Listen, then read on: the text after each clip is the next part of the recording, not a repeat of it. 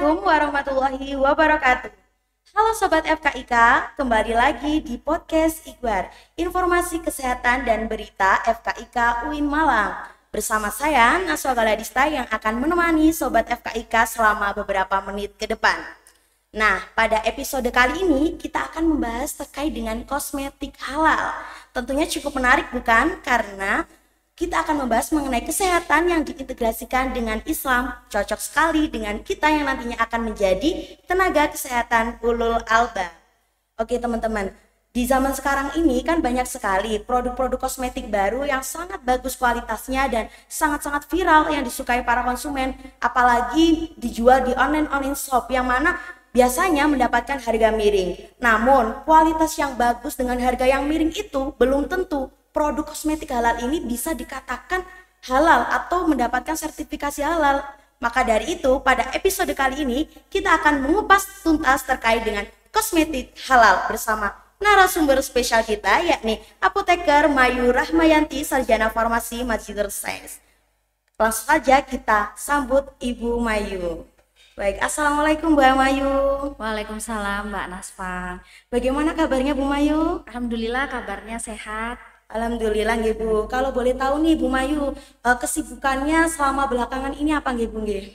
Kalau kesibukan ya aktivitas biasa sebagai dosen ya Mbak ya. Jadi mengajar, kuliah, membimbing mahasiswa.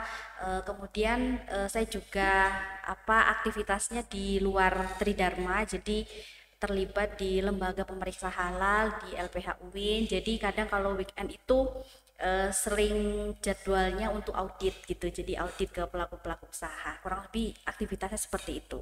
Nggih, berarti sangat sudah menguasai terkait dengan kosmetik halal ini nggih Bu nggih? Ya insya Allah. Nggih Bu, kan pada zaman sekarang ini banyak sekali nggih Bu nggih produk-produk kosmetik baru, apalagi yang dijual di online shop gitu nggih Bu.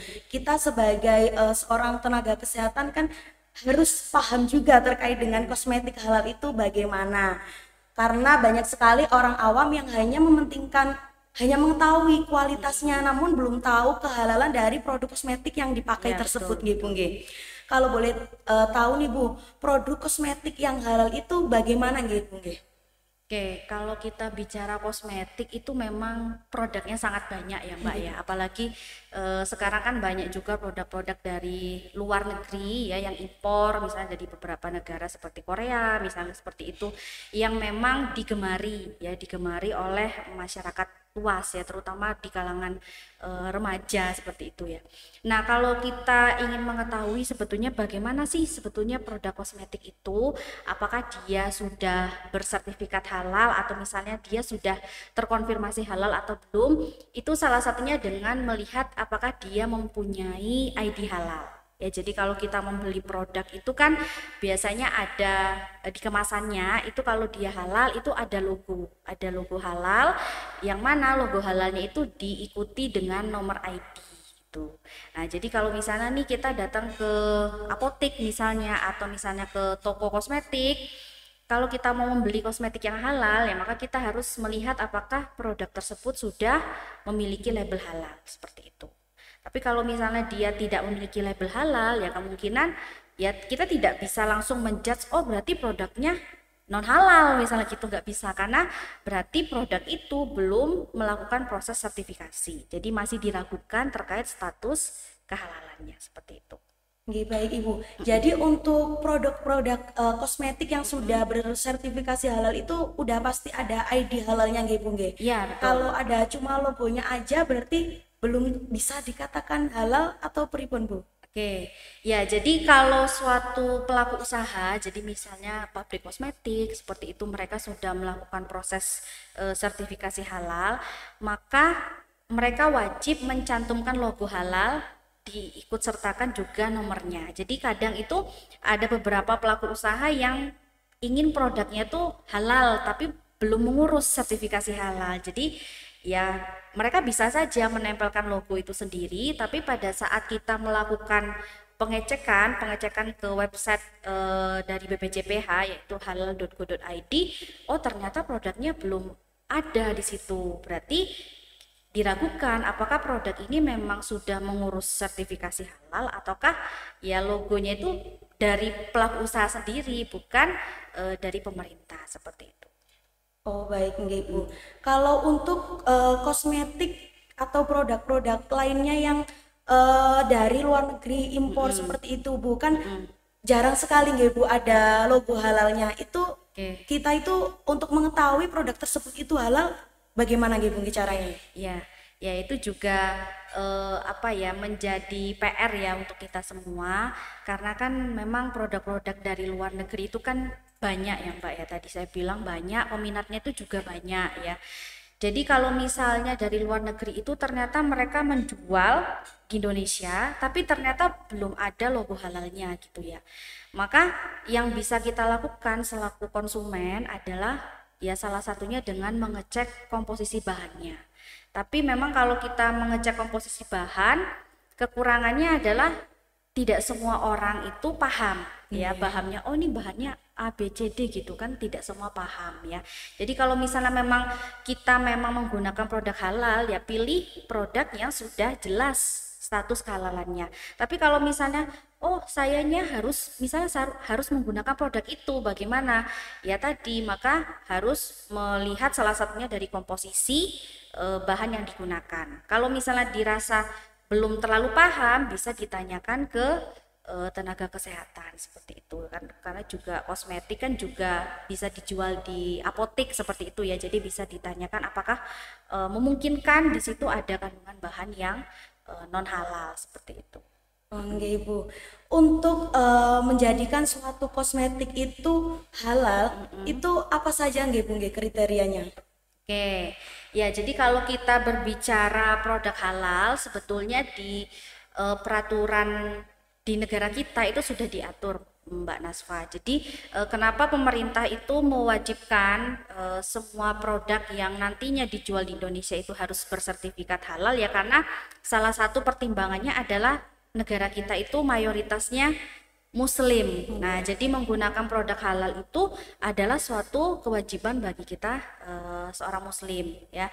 Jadi di BPJPH itu ada 5 kriteria yang harus dipenuhi oleh suatu pelaku usaha apabila dia mau melakukan proses sertifikasi halal tadi ya. Jadi yang pertama terkait dengan komitmen dari pelaku usaha sendiri ya. Jadi jangan sampai oh ternyata pelaku usahanya tuh nggak berkomitmen gitu untuk membuat produk yang halal gitu ya. Kemudian yang kedua dari bahan yang digunakan ya. Jadi biasanya kan kita kalau mendengar halal, oh pokoknya bahannya halal.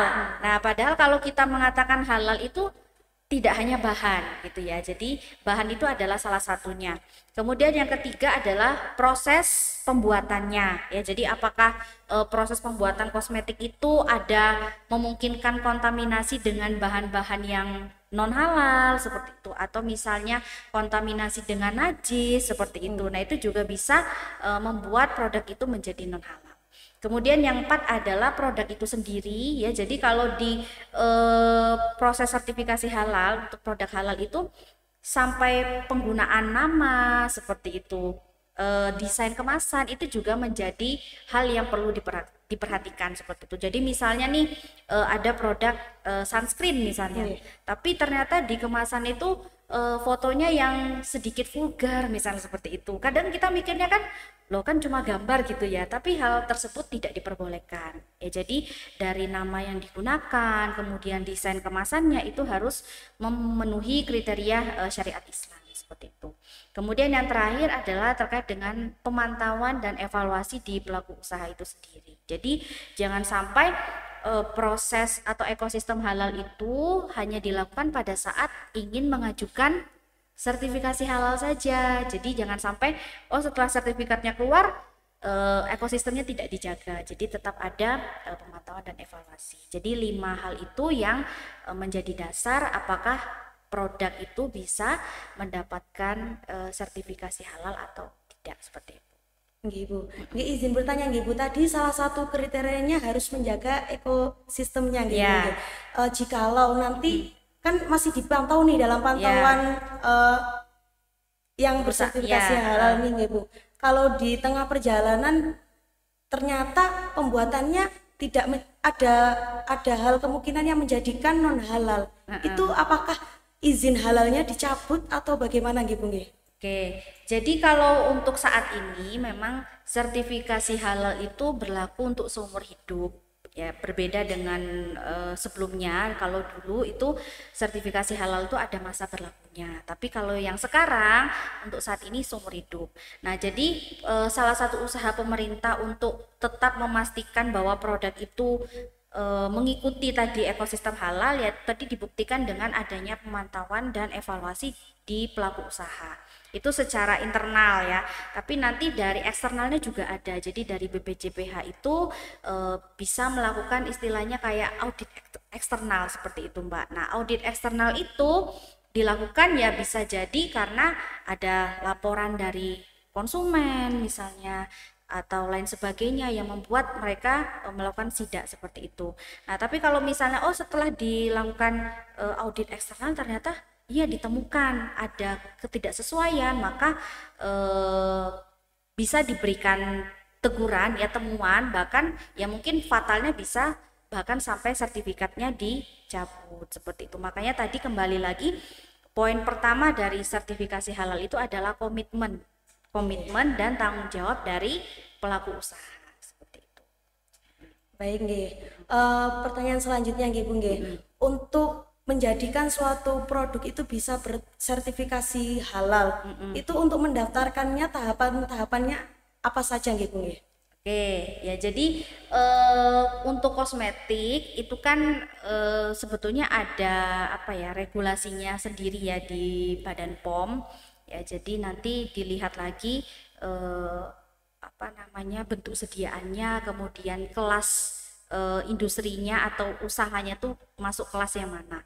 Jadi kalau untuk kosmetik sendiri itu kan apa namanya masuknya di kategori produk-produk yang sertifikasinya melalui jalur reguler namanya Mbak. Ya, jadi untuk sertifikasi halal itu ada yang self declare ya, ada yang reguler.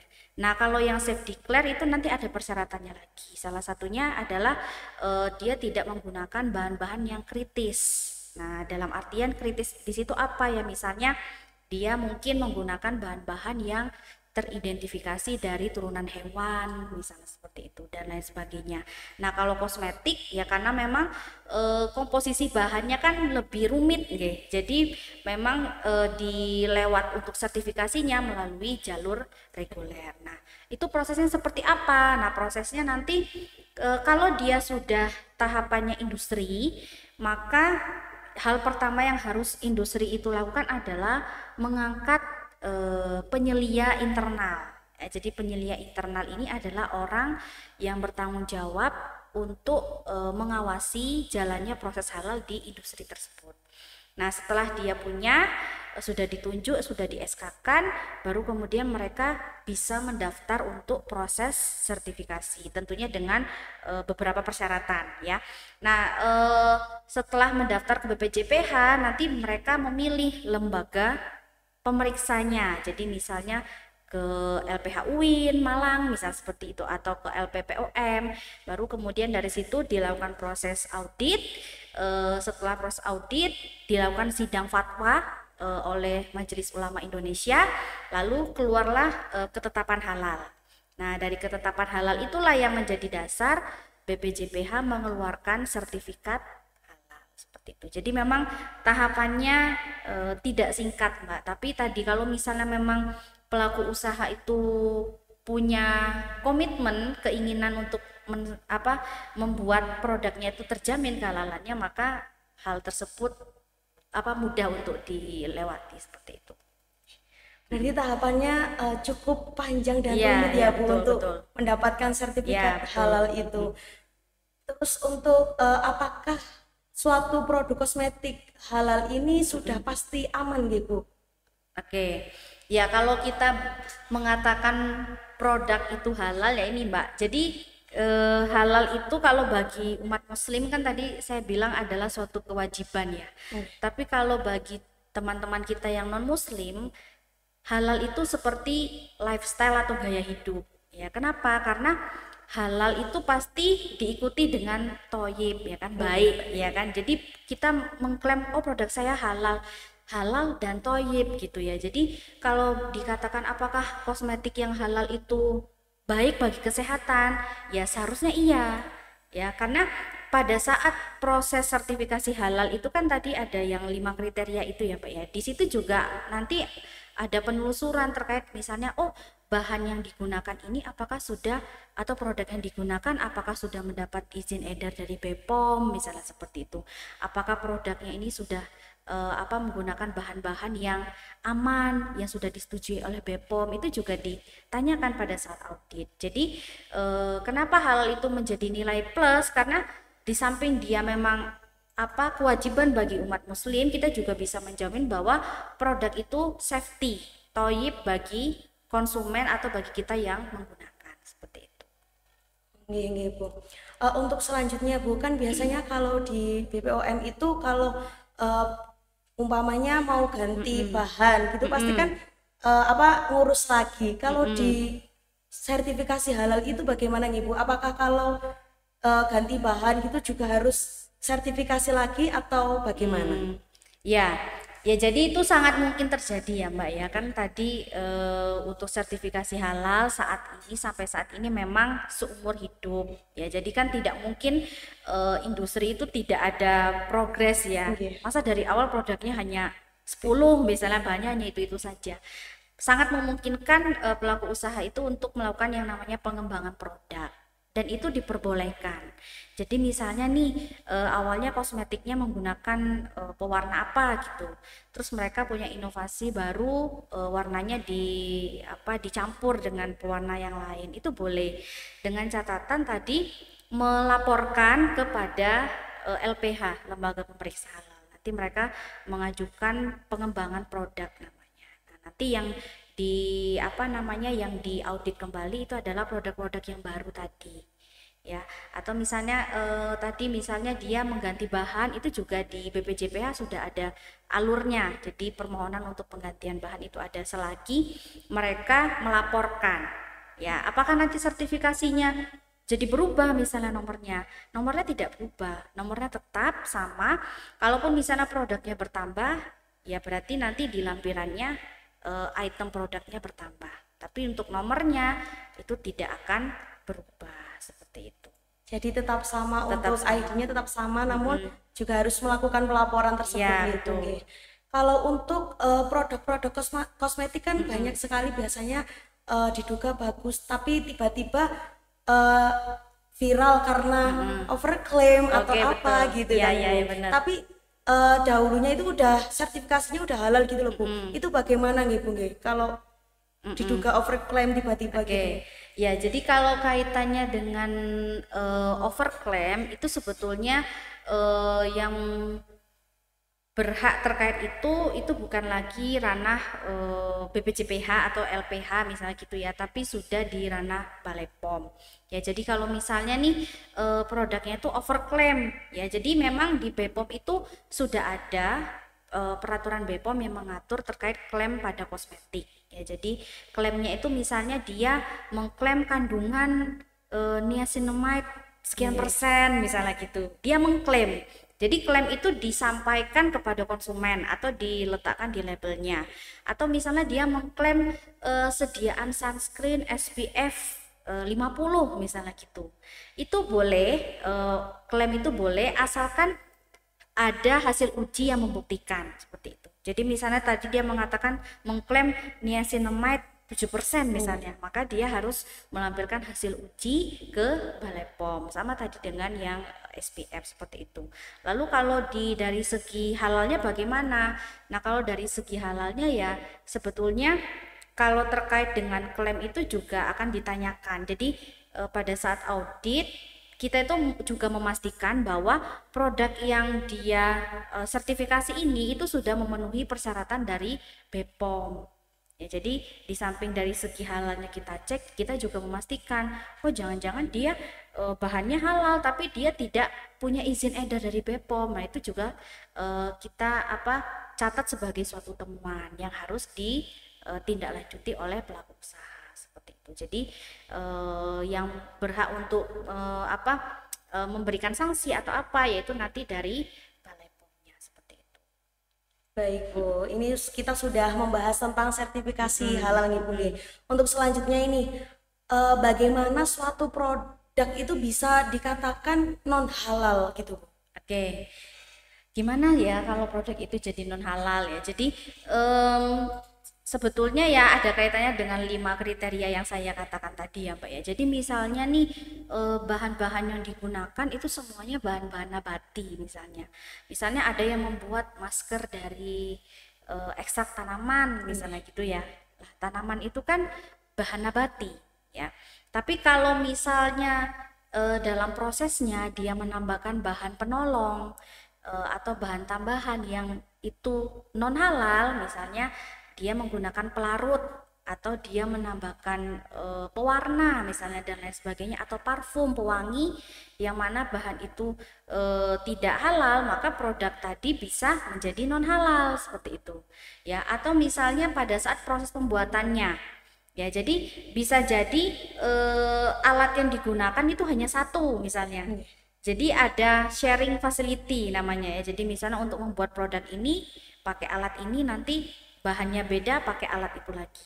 Nah, kalau misalnya bahan yang digunakan sebelumnya itu ternyata teridentifikasi merupakan turunan dari babi misalnya, maka itu bisa mengkontaminasi produk yang kita buat dengan alat tersebut. Seperti itu. Jadi walaupun loh kan bahannya halal gitu ya kan, tapi tadi kalau misalnya dia sharing terus ada turunan babi dan turunannya, itu bisa membuat akhirnya produk itu menjadi non halal seperti itu. Atau misalnya dia terkena najis, makanya tadi ya halal dan toib itu juga konsepnya dalam menjaga kebersihan ya. Jadi jangan sampai produk kita itu terkena najis seperti itu juga tidak boleh, karena bisa menyebabkan produk itu diragukan kehalalannya seperti itu.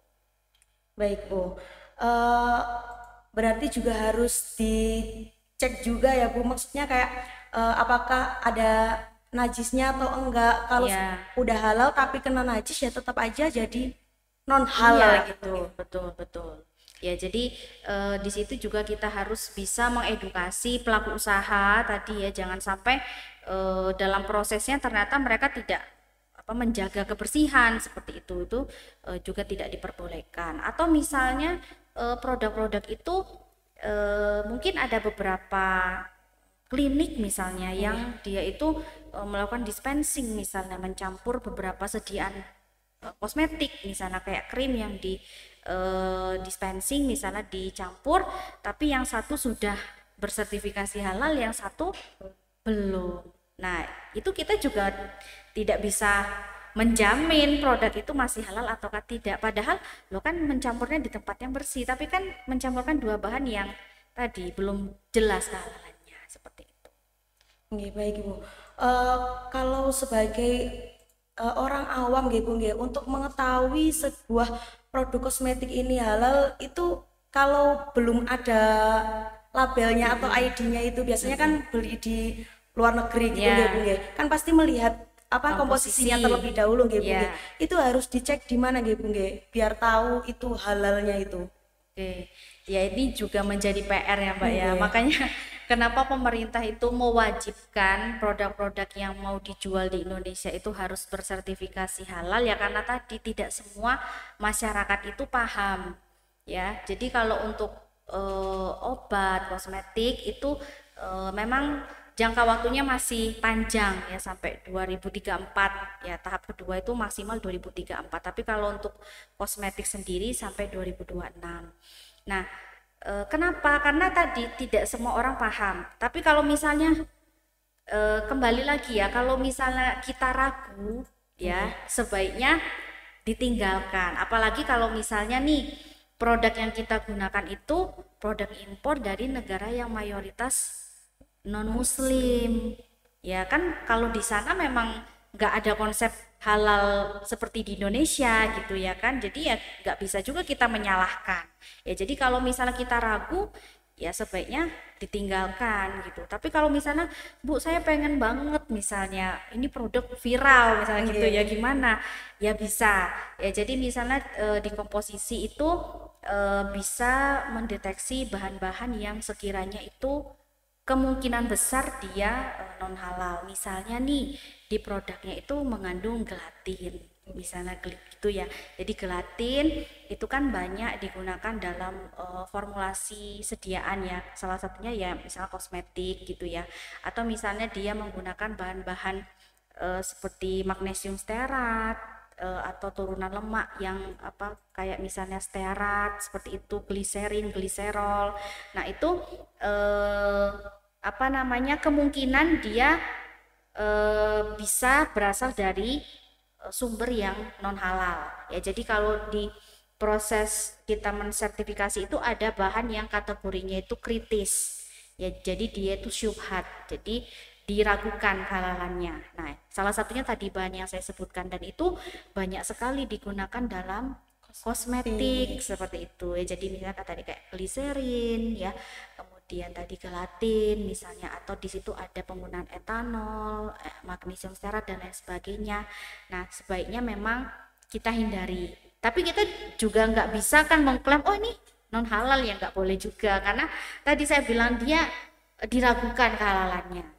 Ya, tapi kalau misalnya nih ini maskernya itu 100% murni dari tanaman misalnya, ya itu nggak apa-apa karena bahannya kan bahan nabati yang tidak diproses dengan penambahan bahan lain. Nah itu lebih safe, lebih aman kalau kita menggunakan walaupun dia belum punya ID halal seperti itu. Tapi kalau yang sudah buatan pabrik, apalagi pabriknya ya misalnya dari luar Indonesia yang misalnya tadi mayoritas non muslim, nah itu kita harus lebih aware untuk menggunakan produk tersebut seperti itu, karena di sana ya mungkin dia tidak secara langsung mengatakan di situ ada pork misalnya dan turunannya, nggak mungkin langsung seperti itu, tapi tadi yang dikhawatirkan itu adalah bahan penolongnya ya. Jadi kalau jumlahnya walaupun hanya sedikit, tapi kan dia sudah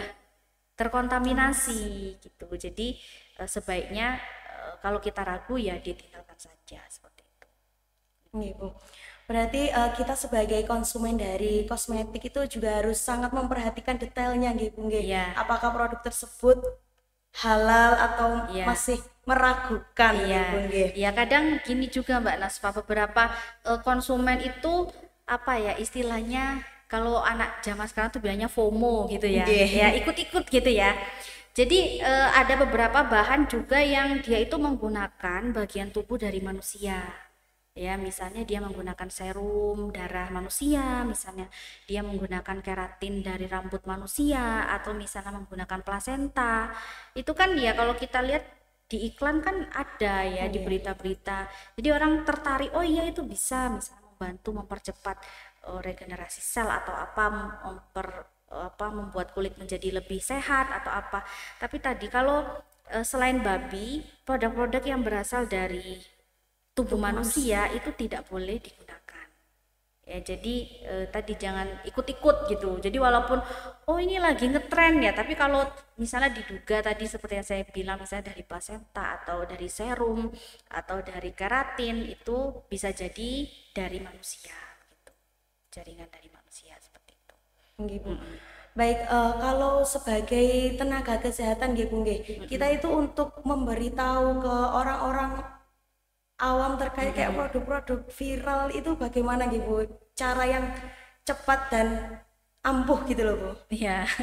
Ya jadi mengedukasinya gitu ya Mbak ya, mengedukasi.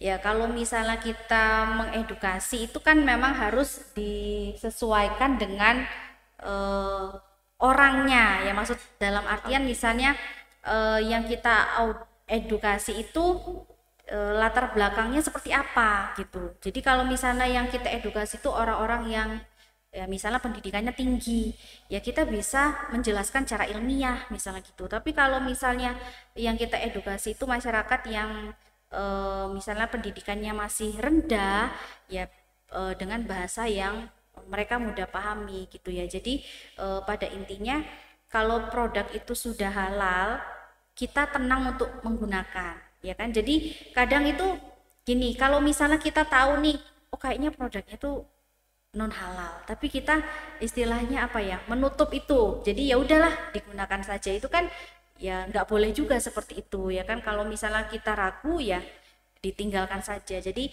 cara mengedukasinya ya tadi disesuaikan dengan masyarakat yang kita edukasi itu di mereka apa misalnya pendidikannya seperti apa dan pembahasannya juga mengikuti dengan itu. Jadi sertifikasi halal itu bukan hanya sesuatu apa ya, mengkonfirmasi ini halal, tapi menggunakan produk halal itu wajib bagi kita umat muslim seperti itu. Jadi tadi ayo kita coba dilihat ini bahannya apa gitu, kemungkinannya ini bahan ini dari apa gitu. Jadi harus aware menggunakan produk-produk halal dalam kehidupan kita sehari-hari seperti itu. Ya baik Ibu. Untuk selanjutnya kan beberapa kali terdapat kasus seperti kayak ada ID-nya, bahkan udah ada ID-nya. Namun ketika dicek di sertifikasi halal itu palsu ternyata. Itu bagaimana nggih Bu nggih? Berarti kita sebagai konsumen itu harus sampai mengecek, memperhatikan ID sampai dicek atau bagaimana untuk memastikan apakah produk tersebut itu halal, yang benar-benar halal gitu. Iya, iya. Ya, jadi ya itu tadi ya, karena pelaku usaha itu kan sekarang memang diwajibkan untuk melakukan proses sertifikasi, ya baik itu yang meminta pemerintah maupun dari apa namanya supermarket, misalnya toko-toko itu yang memang meminta produk yang dijual oleh mereka itu harus halal. Jadi tadi banyak apa namanya pelaku usaha yang ya nakal lah dalam tanda kutip gitu ya, yang menggunakan hal seperti itu. Nah kalau misalnya tadi biasanya mereka itu hanya mencantumkan gambarnya saja tanpa nomor ID gitu.